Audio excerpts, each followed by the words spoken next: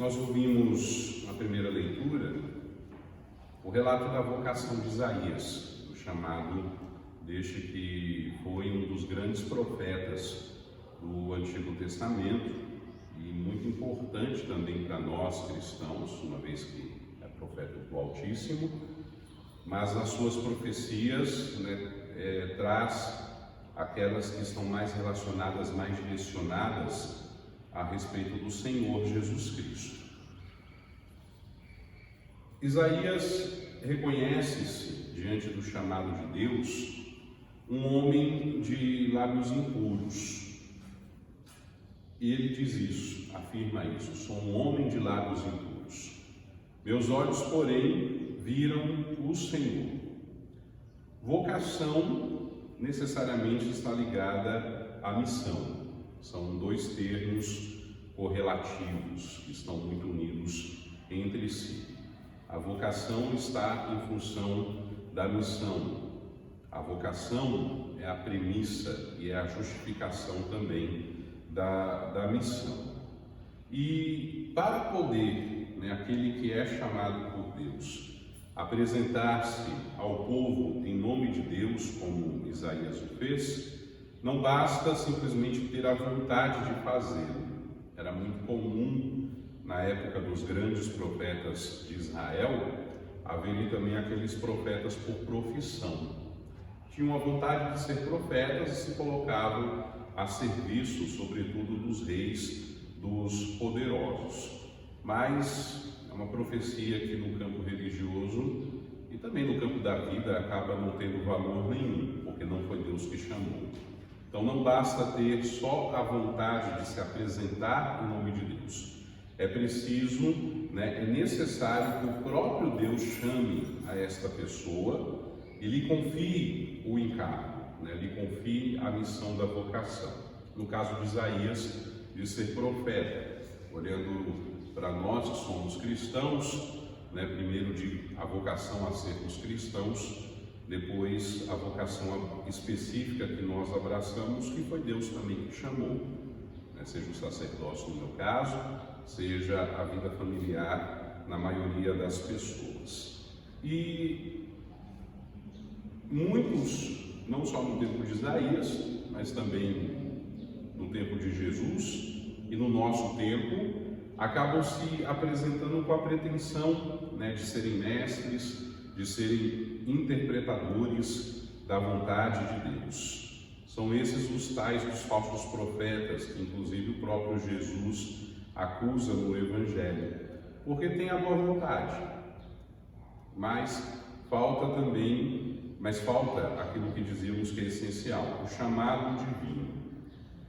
Se fosse só a boa vontade, ok, mas tem muita gente também que se aproveita desse cenário vocacional para usufruir ao seu bem, ao seu prazer, dos benefícios que o Evangelho pode lhe trazer.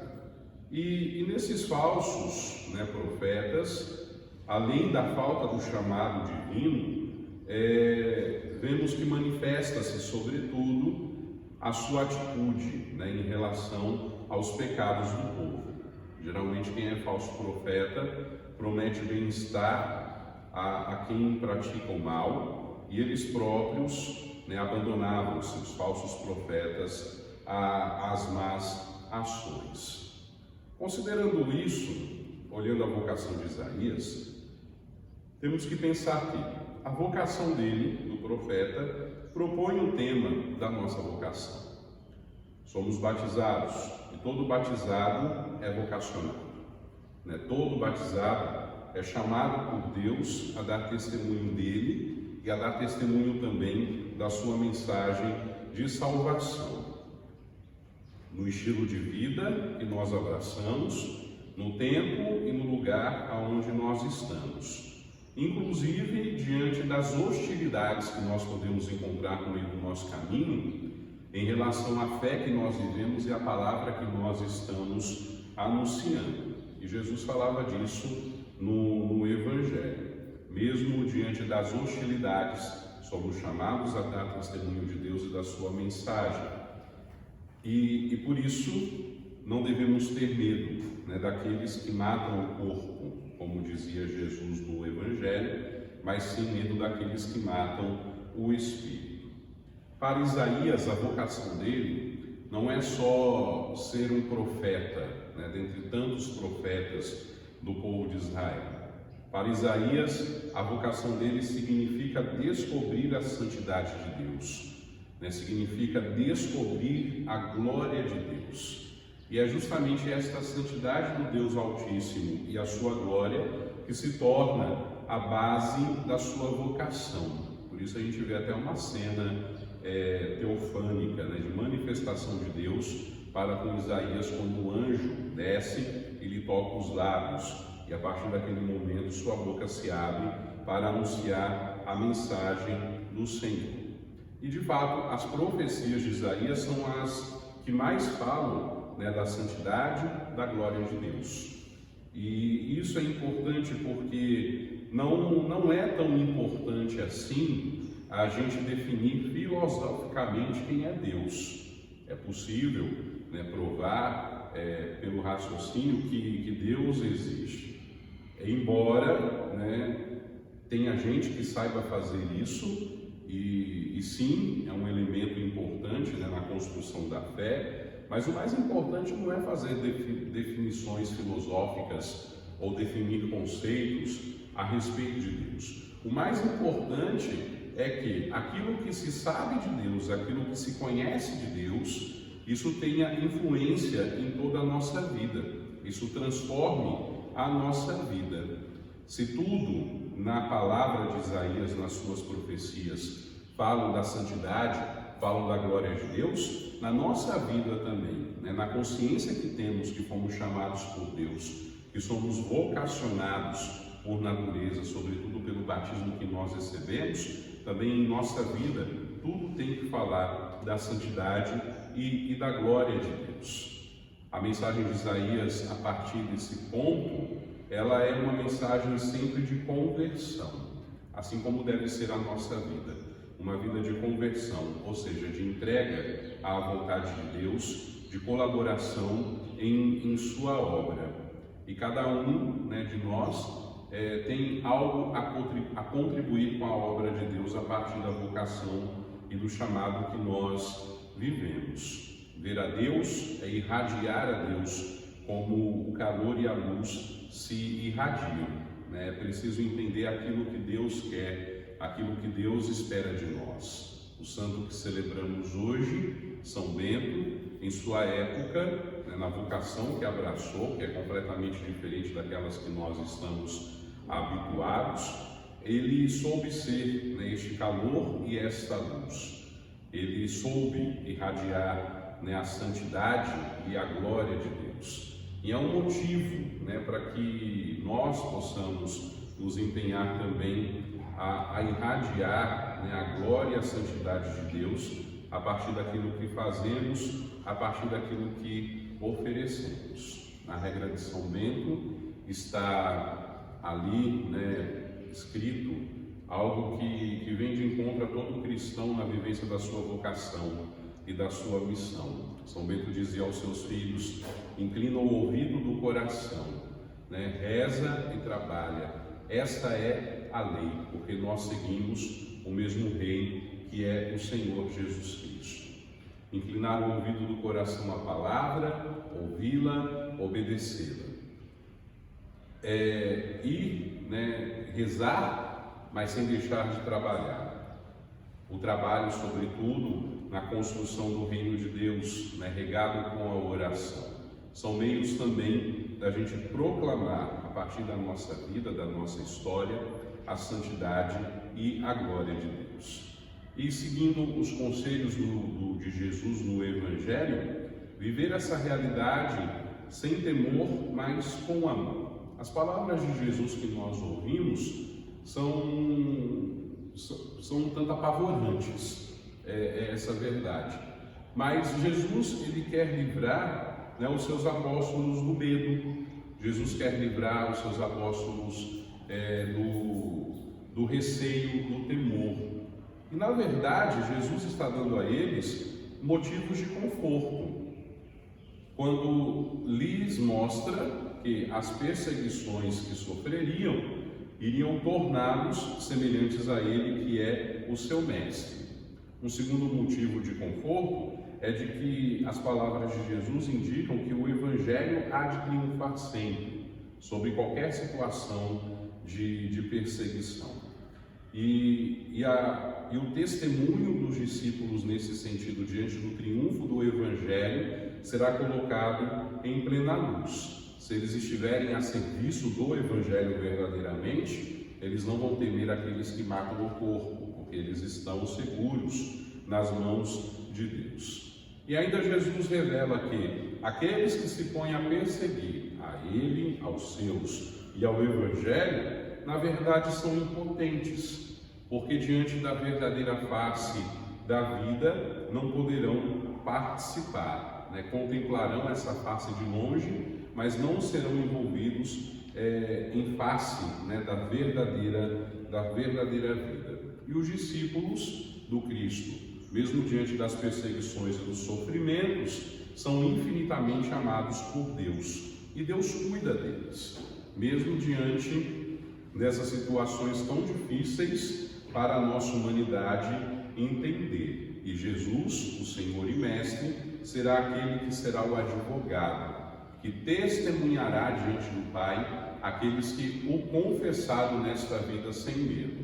Mas Jesus deixa bem claro também que aqueles que se envergonharam dele, que se esconderam, que não deram testemunho dele, ele não pode fazer nada. Quem me testemunhar diante dos homens, eu testemunharei diante do Pai.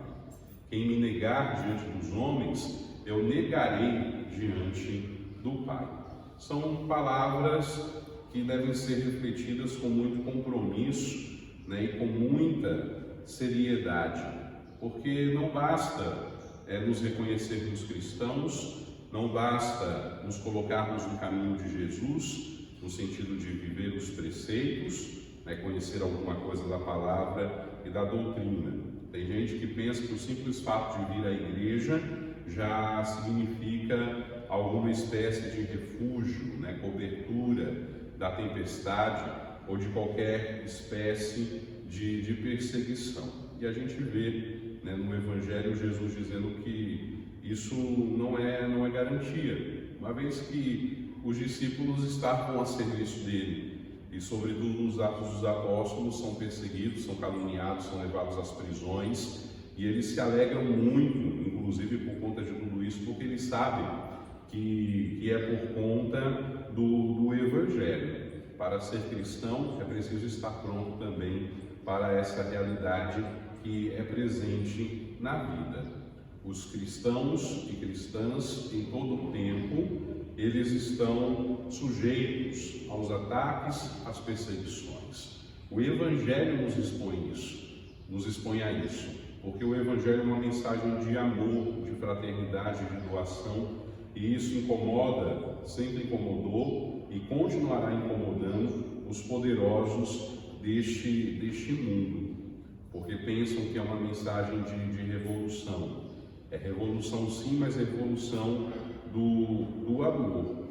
E por isso, diante das situações improváveis e dessas situações de perseguição que Jesus fala no Evangelho, a Igreja, como em todos os séculos da sua história, e sobretudo naquelas partes do mundo onde os discípulos de Cristo são sistematicamente ainda perseguidos, continuam a encontrar conforto nas palavras sempre verdadeiras do Cristo Jesus. Não tenham medo daqueles que podem matar o corpo, mas tenham medo daqueles que têm o poder para matar a alma.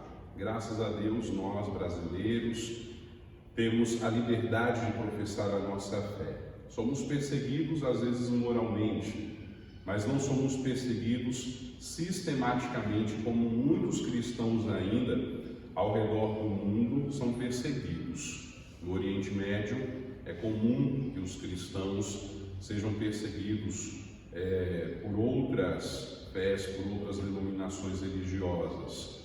Alguns anos atrás, em determinada cidade, foram obrigados a sair de suas casas, né, a sair da sua cidade, aonde nasceram, aonde cresceram, onde tinham seu trabalho, seus recursos, simplesmente porque eram cristãos.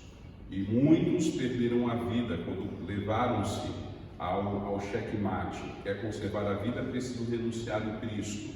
Preferiram morrer do que renunciar à fé, semelhante aos cristãos dos primeiros séculos. De vez em quando nós ouvimos notícia de cristãos que são perseguidos verdadeiramente, ou que têm que rezar escondidos, como em determinado país, que a religião cristã simplesmente não é permitida se não for nos moldes do governo. Anos atrás, já era padre, eu tomei conhecimento de uma situação que me chamou muita atenção, de uma pequena comunidade, um desses países em que o cristianismo não é bem visto, que o governo determinou que aquela igreja tinha que ser destruída.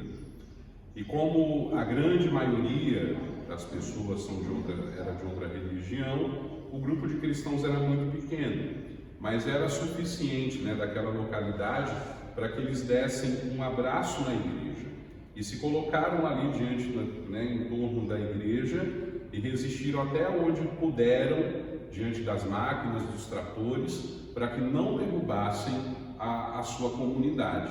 E eu fiquei envergonhado diante da fé daquelas pessoas ao refletir, né, sobre aspectos que parecem não ser importantes da nossa vida. Será que diante de uma situação talvez menos grave do que essa, nós teríamos a mesma atitude, né, de colocar em risco a nossa pele, de abraçar o nosso templo e assim dar um testemunho profundo da nossa fé, né, em relação àquilo que é precioso? Claro, a igreja é só o lugar onde a gente se reúne, o templo, mas certamente cuidamos com tanto carinho, com tanto esmero, é um lugar da reunião, da oração, tem a sua importância. E ali naquele ato nós vemos um verdadeiro testemunho heróico de fé, de vocação, de compromisso. Depois, mais recentemente, eu vi umas fotos de um outro lugar remoto do mundo, em que, de tempos em tempos, o povoado simplesmente alaga. A água fica na altura da canela do joelho, inclusive a igreja. E estava lá o padre celebrando no meio da água com as 4 pessoas. E provavelmente não só tinha aquelas 4 pessoas no povoado. Então, às vezes a gente vê obstáculo, né, que pode até representar algum obstáculo, mas a pergunta é, né, quanto vale a minha fé, quanto vale a minha vocação, quanto vale o meu compromisso com Cristo? O que eu estou disposto a enfrentar, né, a superar para me fazer reconhecer como seguidor, como testemunho de Cristo. Aqui nós vemos 2 coisas importantes e assim eu termino.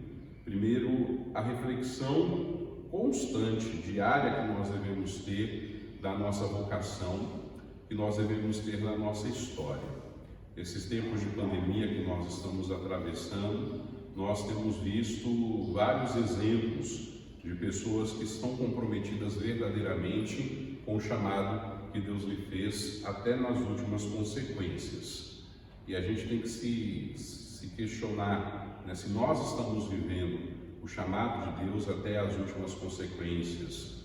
Claro que com toda a segurança, né, porque um foi herói, né, que a gente tem que ser necessariamente, mas em tantos relatos que a gente ouviu, um me chamou a atenção de um padre italiano que a paróquia, né, fez lá a vaquinha dos paroquianos, comprou um respirador para ele, né, para que ele fosse tratado da Covid-19, e o padre falou, não, dei para o mais novo, eu já vivi o que tinha que viver, né, perto dos seus 80 anos. É um exemplo de despojamento que é no mínimo constrangedor, né, que nos leva a pensar, poxa vida, o que eu tenho feito, será que é suficiente? na vivência da minha fé, na vivência da minha vocação. E a segunda coisa é, nós vivemos em paz, graças a Deus, no exercício da nossa fé. Se nós vivemos em paz, nós devemos ter a necessidade de rezar pelos irmãos e irmãs que sofrem violências pelo nome de Cristo, para que o Mestre, o Senhor Jesus, os fortaleça na prova.